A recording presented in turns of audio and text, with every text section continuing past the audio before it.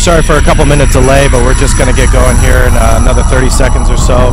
So for those of you, if you want to take your seats, and again, for those in the hallway, if you could pass the word out there, we're just ready to go here. We apologize for the delay.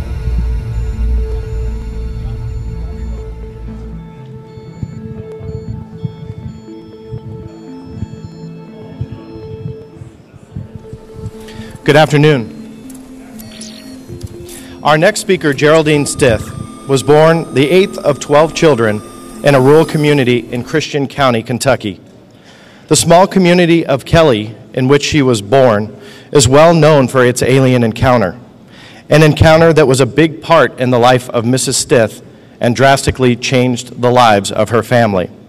She has chronicled her experiences in her book, The Alien Legacy. So let me welcome to the stage Mrs. Geraldine Stith.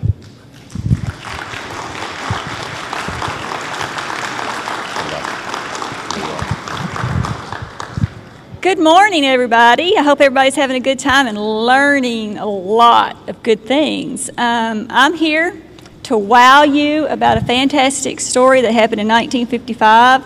I'm not here to impress you with all my intellect. That's not going to happen. I'm just a little farm girl. My daddy was a farmer, and that's just how it's going to be. It's just going to be a simple story. We're all here because we believe.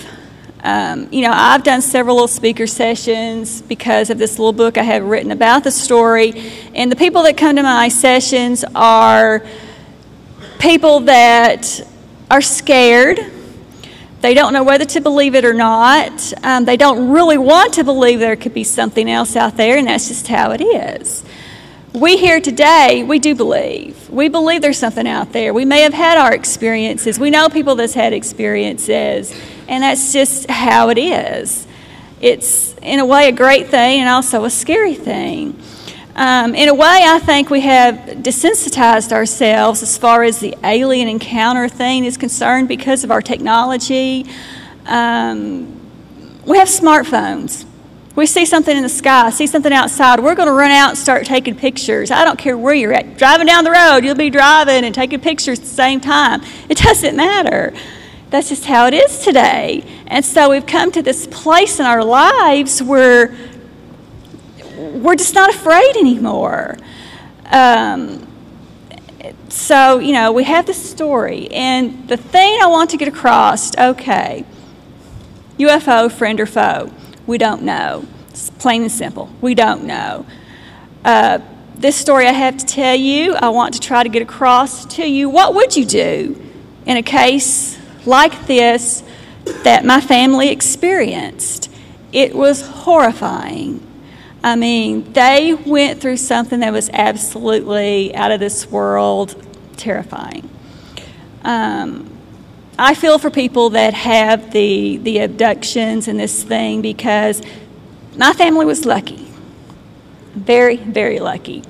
But they were the good old boys that learned how to shoot guns when they were walking.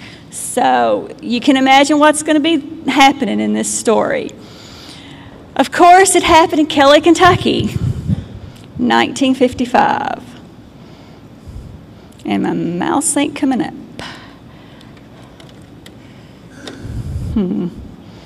Okay, you can see up here in the corner where Kelly, Kentucky is. And as us little country folks say, wide spot in the road. And that's what it still is today. Very small. Back then, it may have been 100 people. I doubt that many. It was a sparse farming community, and that's what it was. 5 miles outside of Hopkinsville. Railroad track running through the middle of it. Why this little place was visited, we have no idea. But you have, of course, you can see where that is. And this is supposedly the saucer that went through that night. And what happened was, you got 1955, August 21st. August, very, very hot like it has been this month, dry. You have a family, no communication with the outside world, not even running water. All they had was the radio. Had no clue anything like this could even happen to them. And 11 people in the house, 3 very small children. My grandmother, she was widowed at the time. So it was her, my Uncle J.C., his wife Eileen were living in the house with 3 small children. Then my father had come in with his wife at the time and their friends, Billy Ray and June. And then we had another person at the house, O.P. Baker. He was a friend of the family, also Eileen's brother. They were all there, 11 people in the house that evening. Like I said, my father had come in for the weekend with Billy Ray and June and his wife, and just wanted a nice, quiet weekend just to get away, see the family, get away from the job that he was working at, and just have a really wonderful weekend. And they did until Sunday evening. Sunday evening, Billy Ray, he decides to go out to the well to get some water. Of course, the well water was good and cold, and that's what he was wanting, hot. They had been having a nice evening of playing cards and just, you know, playing with the children, that type of thing. So he goes out to the well to get water. When he goes out there, he hears something, looks up in the sky. This is what he sees: a silver disc. And how he described it, it had colors of the rainbow flowing behind it. Of course, he didn't know what it was. Nobody would have. So he runs back in the house and tells everybody, hey, I've seen something. I don't know what I've seen, but I've seen something. Well, they were young. They were in their 20s, and they thought, of course, well, he went out there, especially my grandmother, thought he went out there to come back in and scare the ladies. You know how it is. So they just told him to hush up, laughed at him, and went on. He kept on about it. And so my daddy finally said, all right, Billy, take me out there, show me what you saw.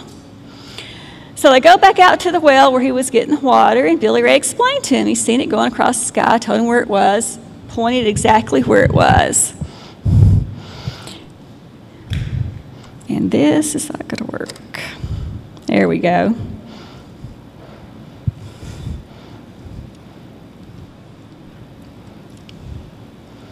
Anyway, I'm not supposed to use my laser, but this ain't working. But anyway, you could see where down here at the bottom, this mouse isn't working at all.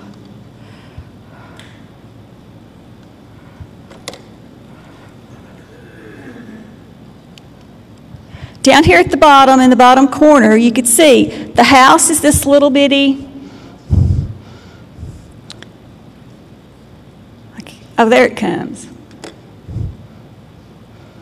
The house is right down here in the corner. The well is right back here, so what Billy Ray seen was going across the field, back behind the trees around the house. Now, the farmland that my grandmother owned, the mouse disappeared, went across, as you could see, all across down through here, all the way up to this corner is where their land was. So the object was going across here. And so Billy Ray was pointing out to my father that it was going across that direction. And my father tried to reason it out. He says, well, maybe it was a falling star. And Billy Ray is like, no, it's not that. It was, you know, going across the sky and went across the field. And so he says, what about meteors? I mean, we've been having meteor showers all month here, according to, you know, my mother. And Billy Ray is still, no. It's not that. He says, you know, my daddy's nickname was Lucky. And he said, Lucky, that's not what it was. He says, I'm positive I've seen something, and it's not either one of those. It's something unusual. So my dad's like, okay, well, let's just forget it. Let's go back in, enjoy the evening. They was walking back to the house, and as they were walking back to the house, they seen something coming out from the woods. And this mouse is not going to work. And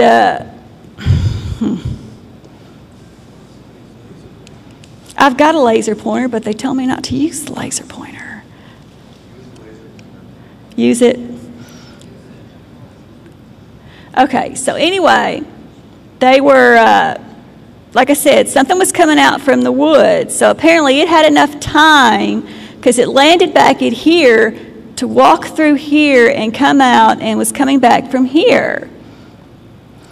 So they went into, what happened was they were, see, I done lost it now. My dad said, well, let's go back in the house, enjoy the evening. And so they headed back into the house. And as they were, the little being was coming out from the woods. So they ran into the house to tell everybody, we just saw something. My grandmother's first thought was, these two guys have been out here, put together this little story to scare the girls. And she told them, she said, y'all, you just need to stop. Because, you know, I have these small children here. I have to get them to bed. And they're not going to want to go to bed if you're out here making up these stories. But my daddy's like, you know, Mom, we seen something. There was something here. And, well, tell me what you saw. And they're like, we don't know. We can't explain it. It was small, 3.5 foot tall, big eyes, big ears, long arms down to the ground. And it floated above the ground. The legs did not move.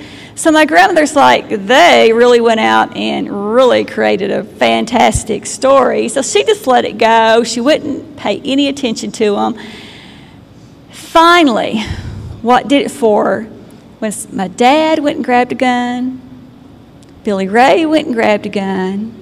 One headed to the back, one headed to the front door, and then my grandmother thought, something's going on. You don't go and grab a 20-gauge shotgun, 12-gauge shotgun, and not be serious about what you're about to do. So she thought, okay. So my dad was at the front. Of course, here is another picture of the house. It's a better picture. But, well, shoot. My dad was at the front, which the front stoop was right here. Billy Ray was right here in the back. There's the well. And my grandmother thought, well, I am going to go talk to Billy Ray. I might can get more out of him than I can get out of my son. So that's what she did. She went to the back door where Billy Ray was. And she went back there and she sat down with Billy Ray and asked him, you know, really, what did you see out here? He's like, Miss Glennie, I don't know what it was. He says, I don't think it was from this earth. I just know it scared me and I just don't know. And he didn't. He did not know. So it wasn't too long. About 10:30. Now you got to think, the time lapse was probably around 8 o'clock that evening is when Billy Ray first seen the object going across the sky. So this is about 10:30, so that much time had elapsed. And there it came. It came, well, if this laser would work, from around the corner of the house. So here we go. Miss Glennie and Billy Ray's right there. This little thing's coming around the corner. Miss Glennie screams, falls to the ground, and Billy Ray shoots. Okay, so the next thing you know, everybody in the house comes running. Of course, my dad's at the front door. He comes running. And they're like, what's going on? And they're like, we just seen it. We just shot at it. So the next thing you know, there's another shot going on. Well, JC, my uncle, he came back in, and there was one looking here in the front window. So he shoots at the front window, and the battle's on. Okay, you've got, like I said at the beginning, some good old country boys here that know how to shoot. So they're hitting what they're shooting at. Of course, this window here got some damage done to it because he went through the screen. I know, crazy, ain't it? But anyway, like I said, the battle started, and they started shooting this way. The next thing you know, Billy Ray runs out the front door. When he runs out the front door, Eileen sees a hand coming down, grabbing his hair. She reaches, pulls him back in. My dad runs out, shoots at it. Here's one coming around the corner, and you've got one up here in the tree. So he's shooting at one up. Well, he turns around and shoots at the one on the roof. They actually go back in the house at the time. My dad's telling the women, get the children, hide. The women go to the back bedroom. Let's hope this will work. The women go to the bedroom in the back, right here, and they start trying to hide the children underneath the beds. So they're here. My dad comes back out. They find one up here in the maple tree, shoot at it. One's coming around the corner, shoot at it. One is in the back, which you can't see here, but it's back at the back. If I go back to that one, it's back here on this fence. And they shoot at it. So they're having a gun battle. As fast as they shoot one, another one's coming. Now, a lot of the stories you read about this, they say there was 11 or 12 bodies. My daddy said there never was that many. There was 3. Possibly 4, these little beings that kept coming. The thing is, they would shoot once, it would stop, drop, and roll. They knew they were hitting them because when they hit them, they could hear it. Plus, like I said, good old boys, 12-gauge shotgun, you're not going to miss. So they were hitting these little things, and they just kept coming back. Okay, great American horror story here. What in the heck would you do if you had a 12-gauge shotgun? You were hitting these things, and they kept coming back at you. Now, friend or foe, they didn't know, they didn't care. The only thing my daddy had on his mind was take care of the family.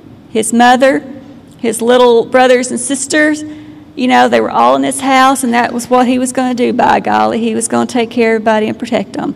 My grandmother thought, okay, she didn't think they was there to hurt them. 2 reasons. They didn't have anything on them showing that they were there to hurt them. No guns, no little laser guns, nothing pointing at them, you know, nothing like that.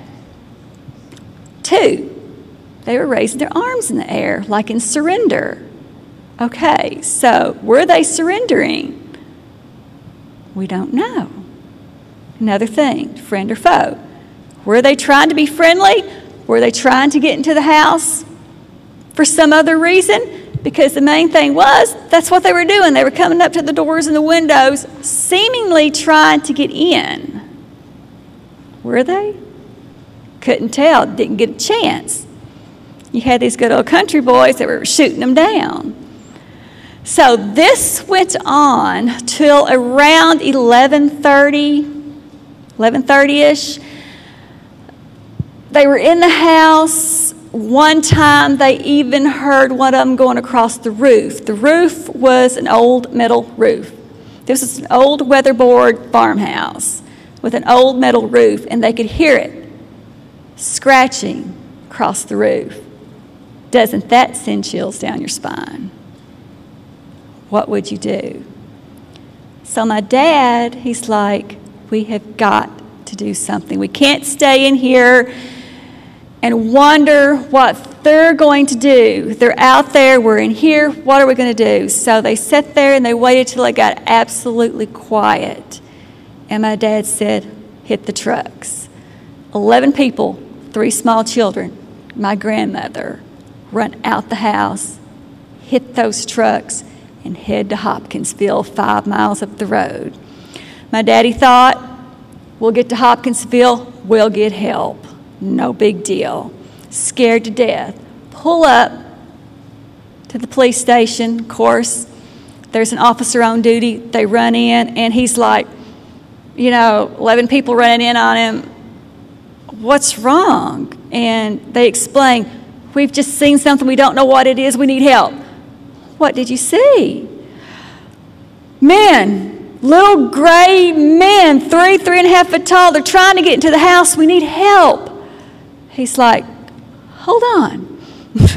So he wakes up the sheriff and tells the sheriff this fantastic story. He says, I have got this family here. They're frantic. They're scared to death. I don't know what to do. He tries to explain to him, and the sheriff's like, 3 foot tall men? And yes, I need your help. And he's like, okay, I'll be right there. He said, call Madisonville, call Evansville, call Fort Campbell. Fort Campbell's the Army base down the road from Hopkinsville. Call everybody you can get. We're going to go out there and see. The reason Sheriff Greenwell was so into this was a couple of years before this happened, he had his own experience. So he was not closed-minded to the fact something happened, which was a good thing.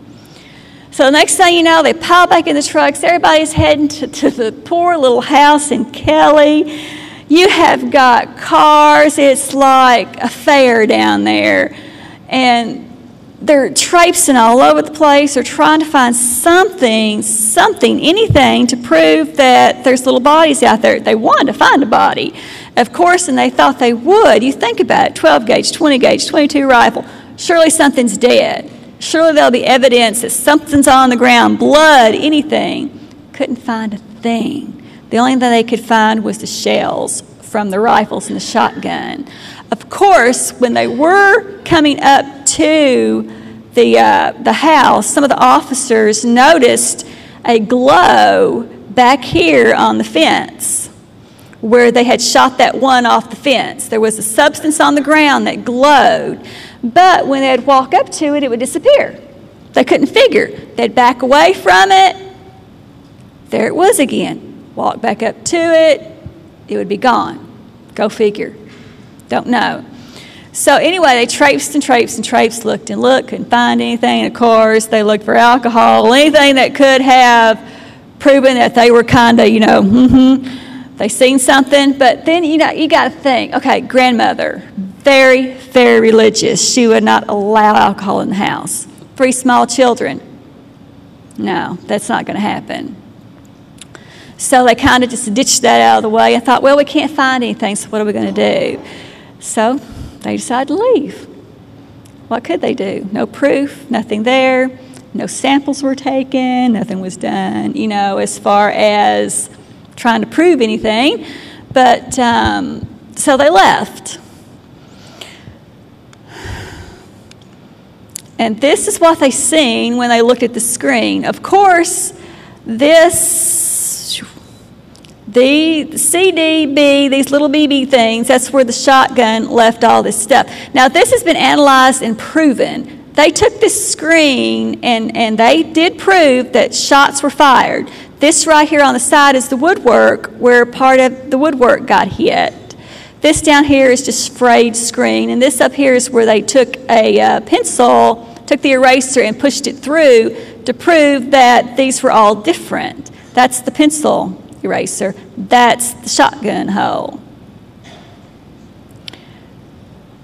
And that's weathered wire right there. So anyway, they did prove it. They, like I said, analyzed it and proved that these were actual, gun holes. And so anyway, they laid down. Everybody was exhausted, mentally, physically. The children were just, scared to death, crying. Finally got everybody in bed, laid down. My grandmother, she laid down here in the front room, and my daddy laid over here. And around 3:30 that morning, guess what? We're back. So they decide to come visit again. So my grandmother, she dozes off, but something wakes her up. And when she wakes up, she looks toward this window, and this is the window where they had fired through earlier. And there it is again. Hollers at my dad, who's over here. He gets up. Of course, he's got the gun on him. He didn't let it go. And shoots across here and shoots again. This one right here is where JC had shot earlier.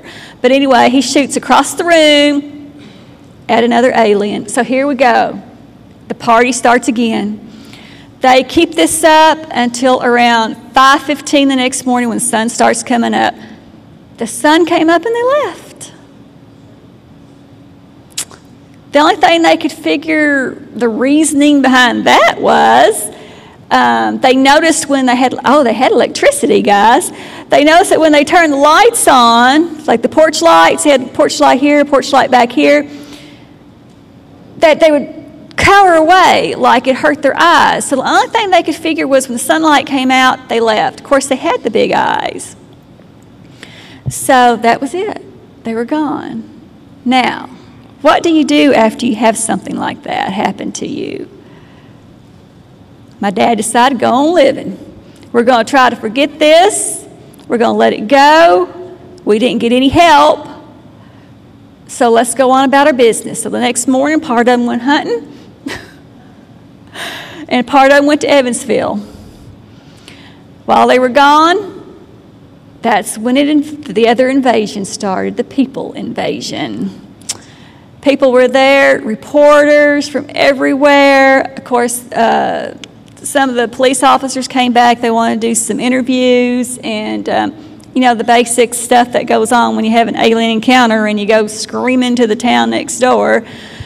And my dad pulled up, and there's all these vehicles in the yard, and he's like, what's going on? And so they want to talk to you, my grandmother said. So anyway, they talk, and they tell him everything, and that was the biggest mistake of his life. He wished he'd never done it, because the people invasion was worse than the alien invasion. People were coming from everywhere, camping out in the yard, picking up stuff out of the yard, walking through the house and taking souvenirs. You know, this is a poor family. They couldn't afford that. My grandmother was like, we can't keep this up. You know, they're going to take everything we've got. And my daddy, being who he was, picked up the gun and said, I'll take care of it. And so he was about to go outside and take care of it, and my grandmother wouldn't let him. And she went and talked to one of the officers that was there, and so he got everybody to leave, but they came back after they left. And like I said, they were camping out in the yard. They wanted to see the aliens. They wanted them to come back. They wanted to, you know, get into all this and see the little beings. And so the people invasion started, and it was just really bad, and it really hurt my father deeply that all this happened. And but that's what they are. That's one of the actual drawings. I like this one because he's got abs. Whoops. He's got abs. But they all basically are the same. They got the big ears, the big eyes, long arms. And that's one thing that makes this story so credible, is because all of the drawings are basically the same. They took each one of them into a room by themselves, asked them to, you know, tell them what they seen, and this is what they all saw. And so, hey, little beings. And I know they're not your usual aliens that we see and hear of now, but these are 1955 aliens, so we're going to keep it at that. But it's creepy. You know, even if they were just 3.5 foot tall, what would you do? You know, I've had people come up to me and tell me, I've seen something like that come up to my door. When did I go out and shake its hand? I'm like, really? Would you? But that's our makeup. You know, we're so, like I said, desensitized that I believe some people really would try to do that. Not me. I'd run, probably go get the shotgun. But that's what they are. That's the well. That's the infamous well that Billy Ray was at when he went to get the water that night. And this is the little stoop where one of them had sat and reached down to grab Billy Ray's hair. Of course, there's the screen. My dad. There's my dad. JC, OP. My dad again. Oop, and that was it. But anyway, like I said, what would you do?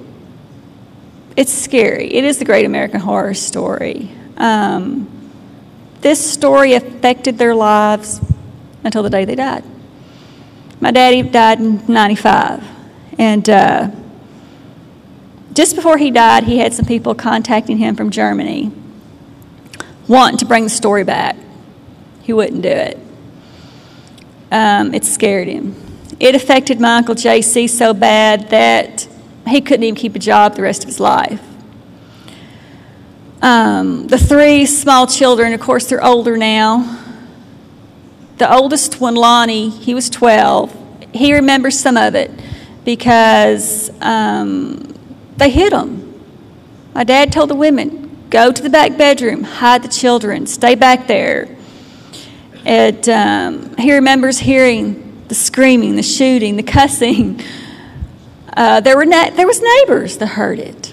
They heard the gunfire. There was actually the one that had the farm behind my grandmother's that he thought they were having trouble with some of their animals and was going to actually come up there and help them. They thought maybe some of the whatever they had gotten out.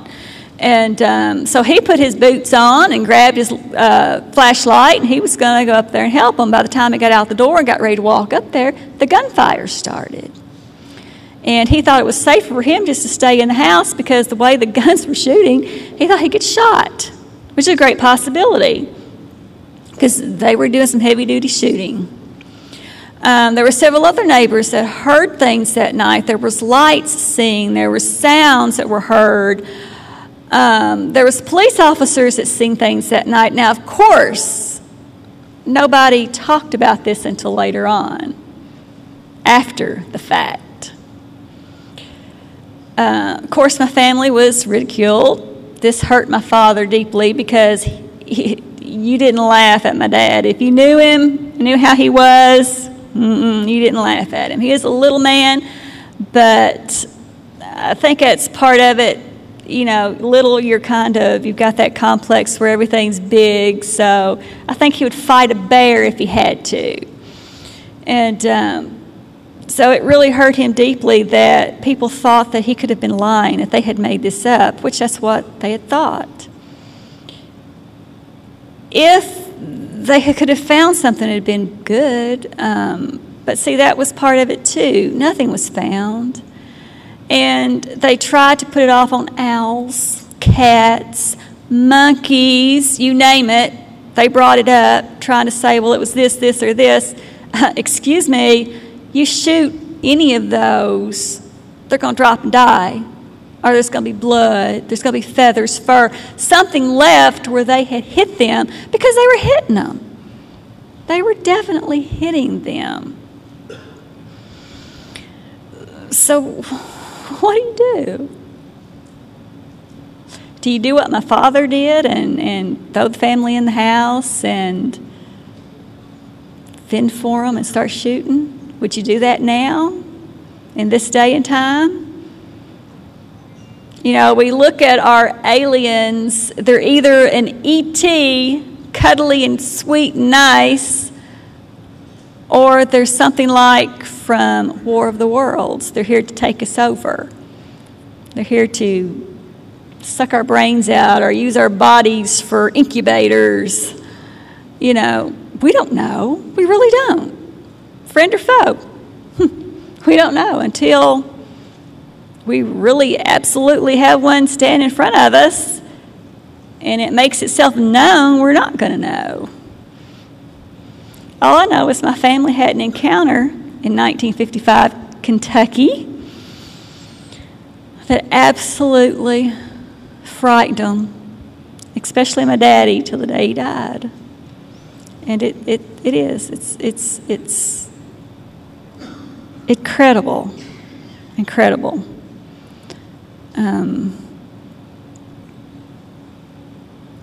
I just, you know, I don't know what he would think today about this being brought back. The reason I wrote my book, Alien Legacy, was to fix the facts in it because I'd read so many different accounts of it, and things had been, you know, like the 11 or 12 of them where my dad said no, it was 3 or 4. I've read some accounts where Billy Ray was abducted and never seen again, which he hasn't been. We can't find Billy Ray. We don't know where he is. So that is kind of spooky there, but after the encounter, my my father decided to come home soon after that.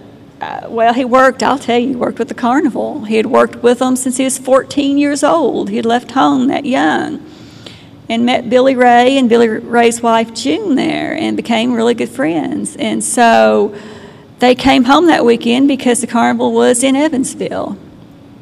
And my daddy was a very colorful individual. But after that event, he decided to come home. My grandmother sold the farm. 2 weeks later, she couldn't handle it. Couldn't handle it. She was scared to death. She was left there with her 3 small children, and JC and Eileen lived with them, but she felt like JC was not capable of taking care of things like my dad was, so she was scared. So she moved into an apartment complex in Hopkinsville. Safety in numbers, she thought. Sold the farm in 2 weeks, got away because of what this did to her. You have something like this, you do. You know, me and my husband talk about this. We live out in the country. We have one neighbor. And our house has these huge windows. And I'm not a curtain person. I don't like stuff all over my windows covering them up. I like to be able to see out. And living out in the country, you can do that. And we talk about sitting in, like, watching TV at night and sitting in the living room with these big windows and thinking about, what if something came up to that window? What would we do? I don't know. You know, you think about stuff like that. You really do. Especially when you have such a story that is so fantastic and absolutely, it's wonderful. I mean, this little story is just, it's great.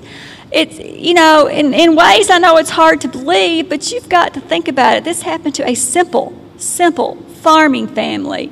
Knew nothing about anything like this.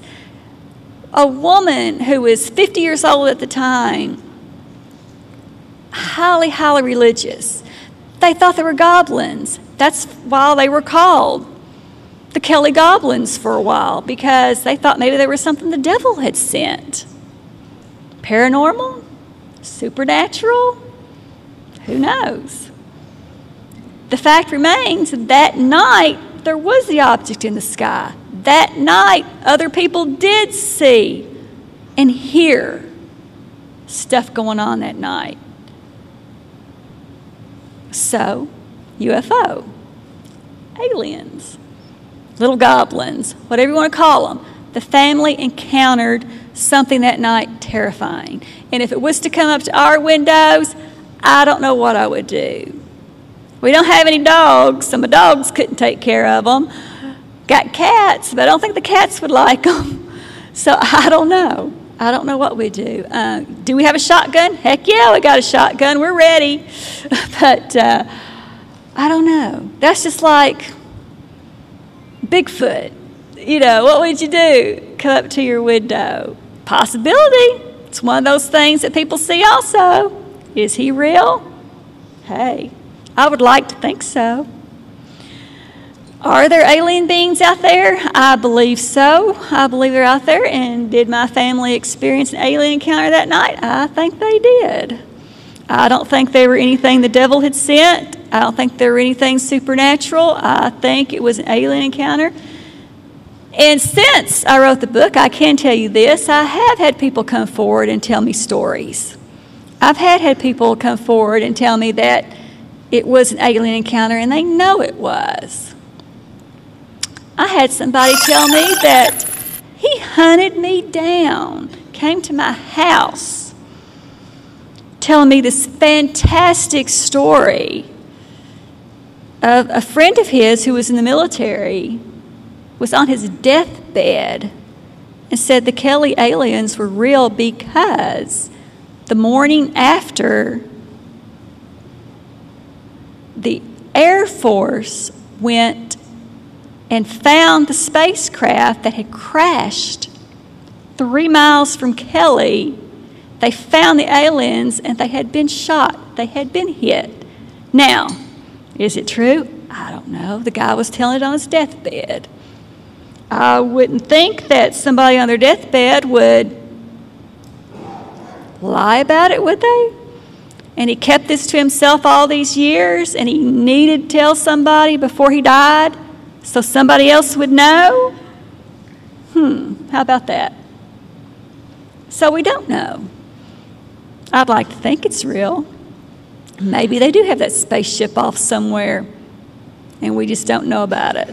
Kept it hid pretty darn well over the years. Who knows? Maybe one of these days it will pop up and we will find out the truth. But we don't know. We'll see. But friend or foe? I don't know. What if they were having problems that night? And what if their little craft made an emergency stop landing? What if, Kelly was where it happened and they were trying to find help?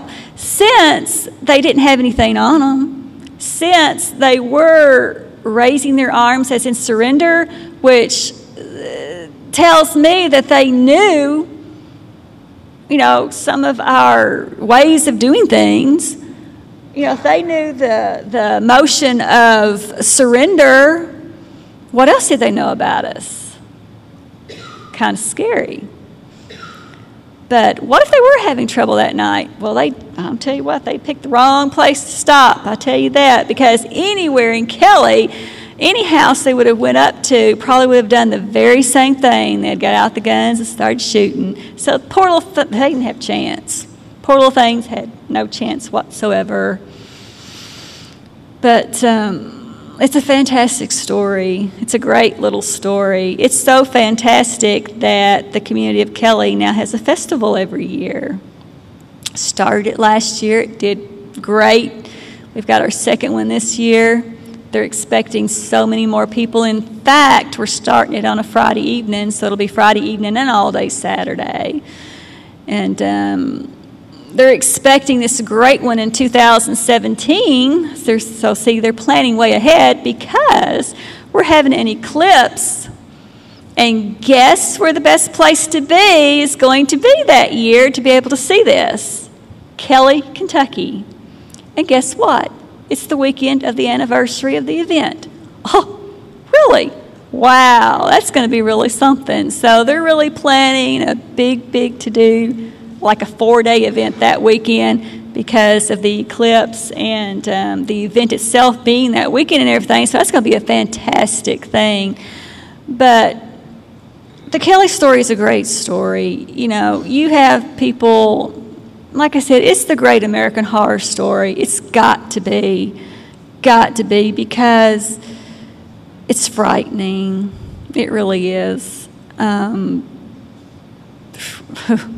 Like I said, I don't want to do it. I don't want to see one. I don't want to be near one. It's really scary to me. This story scared the bejesus out of me. See, our parents kept it hid from us. We found out about it one Sunday afternoon in 1968, I believe, when these people came up to our door wanting to talk to my daddy. And I was the one that answered the door. Okay. They want to talk to my daddy about an alien encounter. And, okay, I was like 7, 8 years old. I'm like, okay, so I run to get my daddy, and they think, okay, well, we got to tell them now. So they set us kids down and circle on the floor, and here my daddy tells the incredible story of the Kelly encounter. Scared me to death. Went through the house every night from then until, oh gosh, long time, years. Closing the windows, shutting the doors, making sure all the shades were drawn, everything closed up, because I didn't want nothing looking in at us. I was scared to death. So yeah, did it have an effect on me? Yes, it did for a very, very long time. It wasn't until like 2005 that I started realizing that this story is so fantastic simply because we had a festival in Hopkinsville for the 50th reunion, not reunion, 50th anniversary. It was then that I realized people love this story. They love it because it happened to a simple family. A family that didn't know any better, didn't know what they were encountering. And so people love it. And that's when I realized, when I got to hearing different things, that it's messed up. Stuff ain't right. Because after hearing the initial story from the man that was there, I realized that things were messed up. So that's why I decided to write the little book and fix it. But after I wrote the book, it was kind of like a release. I got to where, okay, it's going to be all right. Maybe, don't get me wrong. We could be driving at night in the dark, and I will still keep my, because I have seen a couple of unexplained things myself. I think a lot of us have. We just don't talk about it. A lot of people are just scared to talk about it. But I have seen a couple of things that really, really, really are unexplainable. You kind of put it off because we lived close to Fort Campbell military base, and you kind of want to just figure, well, that's part of that, but I don't think so. But it does put a scare in you when you grow up with it that young, and my dad didn't talk about it. Like I said, they kept it hid from us for a reason. And did he have any more encounters? I don't believe so. But he did not like talking about this one. I've been asked, have any of my family members ever had any other kind of encounters? If they have, they don't talk about it, and they won't talk about it. Like I was saying earlier, the 3 that are still alive, the older one, he just remembers a few things. The 2 younger ones have just completely made it go away. They don't want to talk about it. They don't want to think about it. As far as the festival's concerned, they're glad it exists. They're glad that we've come out with it, because as far as that's concerned, it has helped the community in leaps and bounds. This little story that my family just is terrified of now has been able to help this small community of Kelly do fantastic things, which my dad would be proud of.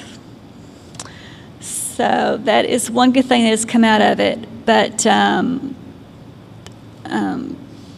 he just hated it. I mean, you could tell when he would talk about it. If you got him to talk about it, he would go white. You could tell that it frightened him to the day he died.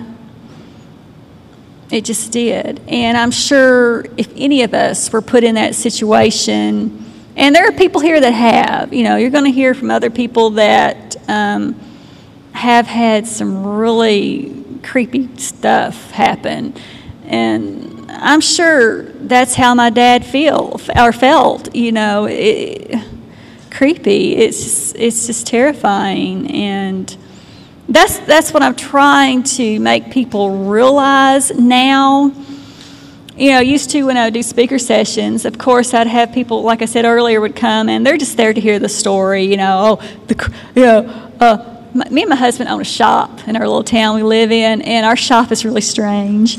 Of course, we got all the alien stuff, and we got other weird things going on in there, but I'm the crazy alien lady because of this story. So people come in there and they tell me their stories. So I hear more crazy stories, and they think I'm crazy.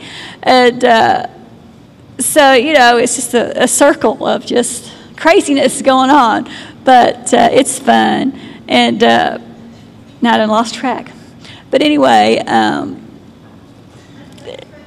sure.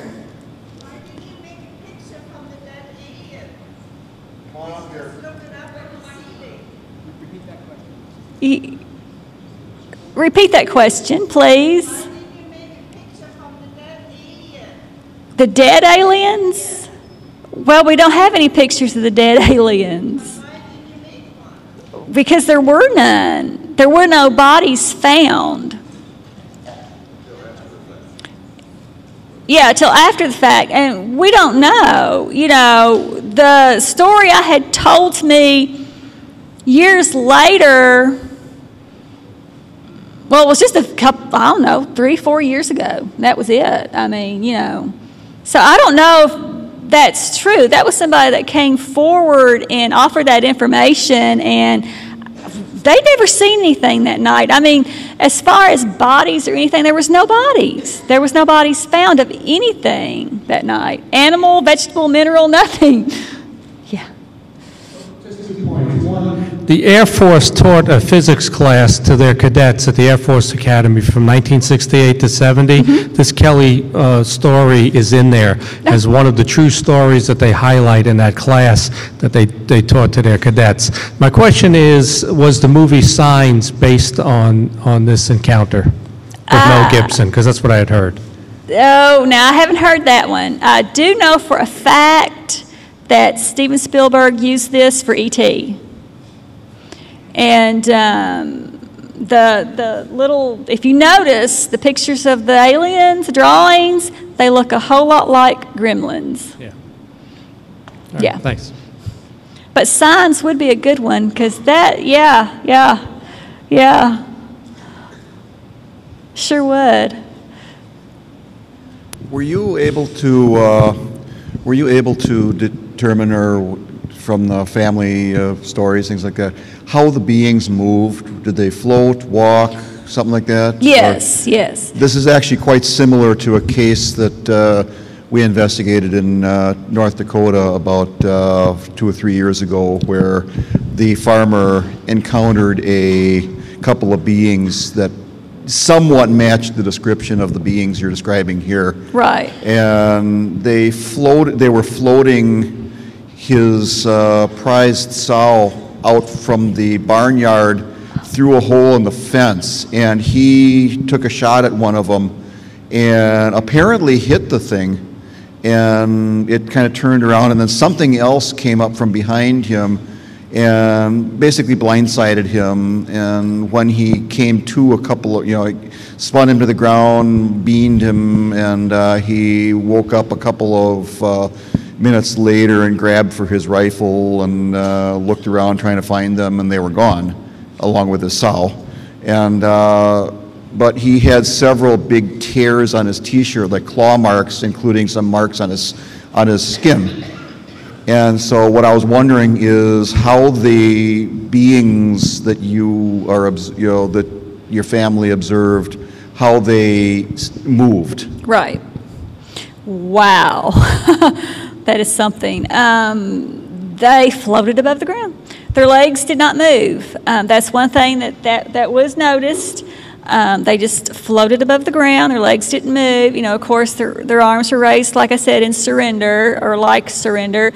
Unlike that, but that is part of it. What would they have done if they had gotten in the house? That was part of it. This gentleman here said, this person had tears. What would they have done if they had gotten into the house with, especially the children? The children probably couldn't have defended themselves. Don't know how strong they were, or what they would have done, but these little beings, they did. They floated across the ground. Can I ask this briefly? Sure. Was there any follow-up, any kind of unusual contact with the family, like people or anything like that? Kind of strange people that would show up, and like either Men in Black or kind of anomalous people of any kind show up? Right. No, there wasn't. If there was, they didn't say anything about it. The only people that really showed up was like they had reporters from magazines, newspapers, stuff like that is what it was. If they did have anything like that show up, they never did say, but it's like I said, my daddy wanted to forget it. He wanted to get away from it. My grandmother sold the farm, got away from it. And so they tried just to bury it and let it go, because it was, one, so terrifying. Another is because people talking about them. They hated it, and it was, you don't want to be talked about. You don't want to be laughed at. And that's what was happening with them. So they just wanted to let it go and get rid of it. just plain and simple. But no, if they did have anything like that, they never said they did. I've had that question asked a lot, but my daddy never. And, you know, I wish so many times that I had talked to him about it. But like I said, it was hard to get him to talk about it because of the fact he wanted to get rid of it. So it was really hard. You know, what I got was the story he would tell over and over again. And, yeah, I wish I had questioned him before he had passed away and gotten more info out of him if he'd given it to me. Yes. Yeah, you and I spoke last night at dinner about this, and you were saying that as your father was shooting at the beings, they would fall to the ground but then get right back up. Right. So it's unfortunate this lady left without quite understanding that. But my question is this. The gentleman who on his deathbed told someone about this event, did he say that the beings are actually dead? Yes. So eventually they did die from the gunshot wounds? Okay, thank you. Yes, that's what he said. He said they had all three. There was three, and all three had been shot, and apparently their little craft had crashed like 3 miles from Kelly. So I wish we knew. You never hear of it, and we probably never will find it, if it is there, if they took it. Where did they take it? I know where they told me they took it, but I'm not going to say. But, you know, I'm sorry. But where'd they take it? You want me to tell? Just down the road, guys, just down the road. Right, Patterson? That's what I was told. So see, that's one of those things. Do you believe it? Do you not? You don't know. In a way, I want to believe it because the poor guy was on his deathbed. Why would he lie about it and pass it on to somebody else? Don't know. You don't know. Yes. Yes, I did not do that, did I? When they hit the little beings, it sounded like a tin bucket, my daddy said. It sounded like they were hitting tin. So when they would hit, it'd ping, they'd drop, roll, get up, come back, floating across the ground. But, yeah, they pinged. So that made them believe, well, they didn't know what they were coated. They're gray. They were gray. The Kelly Green thing came from a reporter, actually. Kelly, Green kind of went together, so Kelly, Green, men, that's how that all came about. But they were actually gray. Anybody else?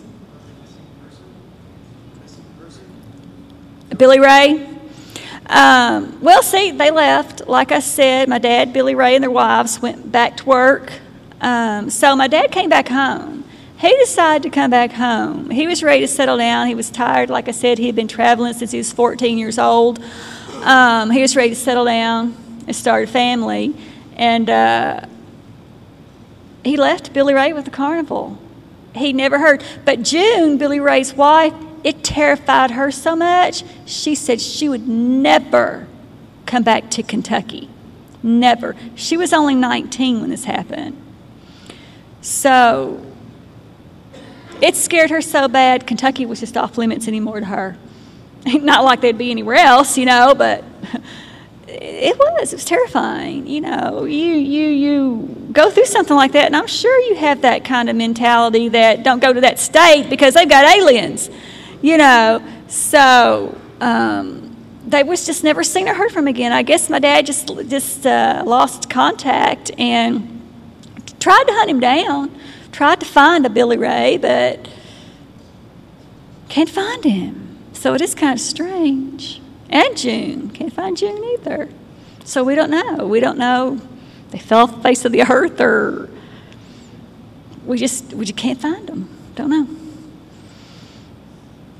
Yes. Have you ever had contact with or tried to make contact with the investigating policeman?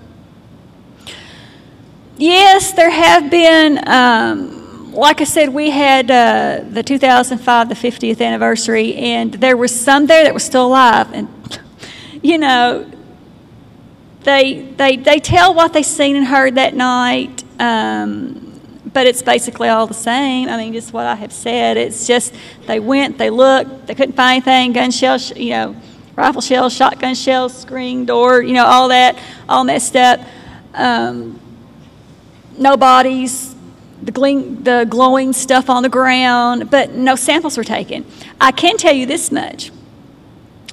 When we did hear this in 68, this happened in 55, when we did hear this in 68, the following weekend, my daddy decided to take us to Kelly. Now, I was born in Kelly, but my parents moved from there soon after I was born. So anyway, I had never been to Kelly, didn't know where it was. And so they decided to take us to Kelly. My daddy wanted to show us where it was. Now that the cat was out of the bag, let's show the kiddies where it all happened at. So we went. The well was still there. The old house was still there. Somebody had moved a trailer in front of the house. But we went back in the field, and lo and behold, there on the ground, I would say about the size of a 32-foot swimming pool, was a perfectly round bare spot. Okay, this happened in 55. This was 68. Still a bare spot in the ground. I remember just like it was sitting out in front of me right now. And of course, my brothers and sisters that was with us that day remember it too. So what was it? No samples were ever taken. Nothing, no protocol whatsoever was done the way it should have been done. The reason I heard that this was swept under the rug and forgotten about was because you're dealing with Kentucky hillbillies. They swept it under the rug. They swept it under the rug because they considered my family uneducated hillbillies. So, forgotten about. Okay, whatever. You have this big spot on the ground still in 1968. What's up with that? Even me as a small child, I'm not stupid. Something happened there. Perfectly round circle, dead grass, nothing growing there. Dang. So they just wanted to get rid of it. They wanted to get rid of the story. The Kelly Blue Book, if you look that, which I've got that, you look under it and see that's basically what it says, just wanting to be forgotten about. They just wanted to let it go. I don't know if it's because Fort Campbell was up there, because, see, I had been told another story about Fort Campbell, that they may have been a little involved in this. What do you believe? All I know is you have 11 people in a house that have an encounter. 11 people are not going to make up a story like this. 3 small children that are frightened to this day are not going to make this up. It's crazy to even think that. My grandmother, 50 years old at the time, highly religious. She wasn't going to make this up. And see, that's what made this story so credible, especially to Sheriff Greenwell, because like I said, he had his encounter a few years ago. He's seen something he couldn't explain. In fact, I think it was like 50, 100 people seen it that day. Something going across the sky, that's hovering above the sky and staying there. I forgot how many minutes it stayed up in the sky. He's seen this himself. So he knew when this happened to my family, there's something here. Something happened to this family. 11 people don't run 5 miles down the road to get help in the middle of the night. You don't do that, especially not in 1955 Kentucky, Kelly, Kentucky. You didn't do that. There wasn't much there at the time. So yeah, something happened. They had an encounter. And I believe it was an alien encounter. And my question goes back to you. What would you do? That's it. Thank you.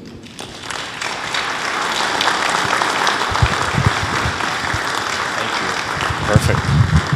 All right, so that marks our lunch break. For those of you who are going to be going to the Travis Walton Luncheon, the food is going to be just outside, very similar to last night's format if you weren't here. It is serve yourself buffet style. Everything's already set up in both rooms.